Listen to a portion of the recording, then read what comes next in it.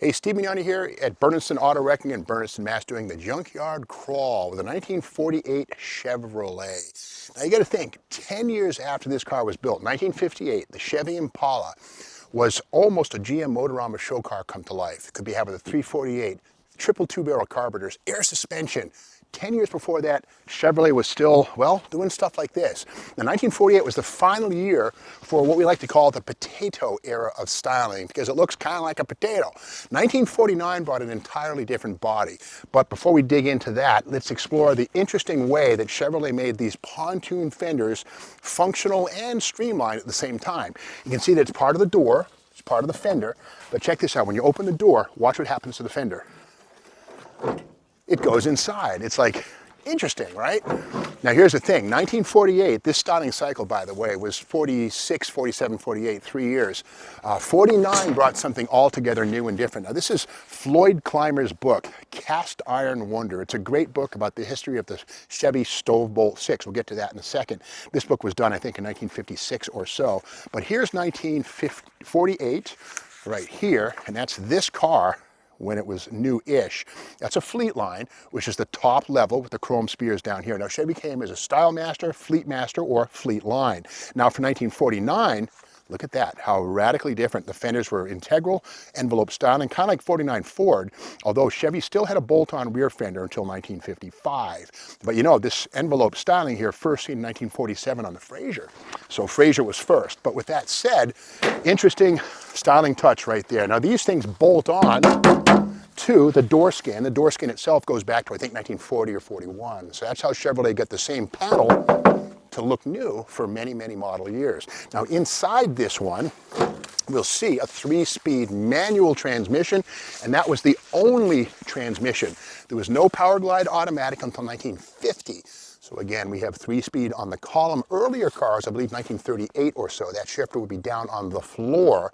But again, the interior of this is pretty functional. Seat belts, what's that? Of course, seat belts weren't even a thing until you get into the 1950s. Kind of interesting down here under the dash, heat. These switches here for the electric motors, off, on, heat, kind of interesting stuff. And the 3-speed on the column, this little lever right here, here's the directionals right here, that device. Can't tell if this car had a radio or not. Well, actually it probably did. Here's the antenna on the cowl, which is the factory location for it. Now we get back to the chassis of this one. This one has the original wheels. These are 16-inch wheels, and again, 1949 would bring 15-inch wheels, and we see the 6-lug wheels, which would go away. 1949 would bring us 5-lug wheels. So again, many changes under the skin and on top of the skin. Speaking of engines, let's take a peek at that Stove-Bolt 6, and there it is. Now, this engine first came out in 1929, and the big deal about the Stove-Bolt 6, unlike most other economy engines of the time, was the overhead valves. It wasn't a flathead. Now, what's an overhead valve mean? Well, off with the valve cover, and here we have rocker arms and valves that orient down, they're atop the pistons, and basically the combustion chamber is much more free-flowing this way. Here's the push rods right here. These are the adjusters for valve lash. I think it's probably 1822, something like that, thousandths. And again, this was 1929. This is when Ford was selling you a flathead 4. So Henry Ford in 1932 says, oh, you know what? We'll fix you, Chevrolet. We'll give you a V8 for the price of a 6. And that's what the flathead V8 was. But again, it was not overhead valve like this. So flathead Fords till 1953. So anyway, this is the Stove-Bolt 6. Now this is a 216 cubic inch engine with 90 horsepower. And again, 10 years after this, you can get as much as 350 horsepower in a 348 tri-power Chevrolet Impala. I think 315 actually. But with that said, Chevrolet got so radically different in the post-World War II era. Now over on this side, let's take a look at the suspension. 1948 was also the final year for dual action Houdale style shocks. Here's the upper control arm, this interesting forging. Coil springs on this one. and front anti-roll bar. But again, this shock absorber is radically different from the tube type aircraft shocks that would come along in 49. When this goes up and down, there's a valve and a piston inside of this right here that resists jounce and rebound, and that's how it functions as a shock absorber rather than letting the wheel bounce up and down. So these are called Houdale shocks. These are rebuildable. If you go on YouTube, you'll see videos on how these things are rebuilt. It's not as simple as replacing a tube type shock. In fact, tube type shocks, say that 10 times, are not rebuildable. They weren't meant to be. You throw them away. Kind of wasteful. But these things, totally rebuildable. A little piston inside, you hone it out, it's good as new. So again, we have on this one, coil spring front suspension, which would arrive in Chevrolet land, I believe, in 1937 as an option. Leaf springs and a straight axle on Chevy's lower models. But again, this 1949, the last year for this styling cycle. Let's have a look around the back of this thing. And by the way, an interesting detail, this is Buick right here. This is the same year or similar year Buick.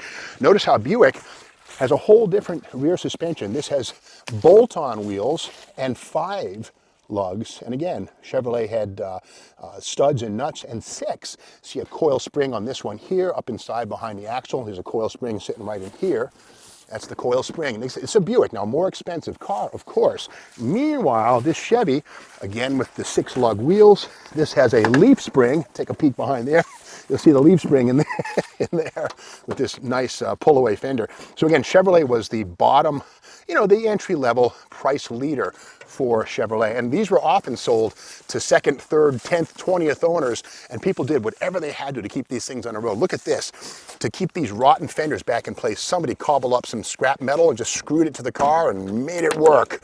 You got to figure whoever owned this car probably lived through the Great Depression and says, you don't throw anything away, not even a shock absorber or an old rusty car. So whoever had this thing wrung it like a sponge to get the last miles out of it. Now the trunk on this thing, fairly large. Again, not as big as a 58 Chevy Impala, but pretty commodious, as they say. Here's the bumper with the flash chrome, with the chrome plating peeling off the spare tire well right down there. And it's funny, this device right here, this is the trunk, I guess it's the latch, and this basically clicks into position. The same basic thing can also be found on a 1965 Corvette. So it's kind of interesting how some things don't really change with the years, unlike the body of this thing. So again, that's the story of the amazing final year, 1948 Chevrolet, the end of the potato era. So if you like this video, be sure to subscribe to the Steve Maggs YouTube channel, and we'll be back tomorrow with more Junkyard Crawl here at Burnison Auto Wrecking.